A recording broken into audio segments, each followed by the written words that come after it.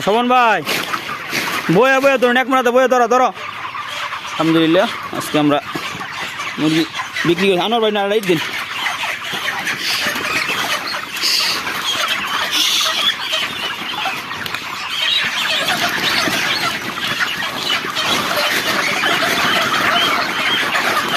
বাতি অফ করে দিন, সবটি বাতি অফ করে দিন, বাতি অফ করে দিন, ওদিকে বাতি অফ করে দিন।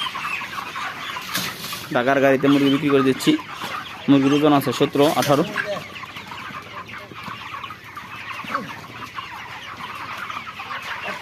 হ্যাঁ থাক।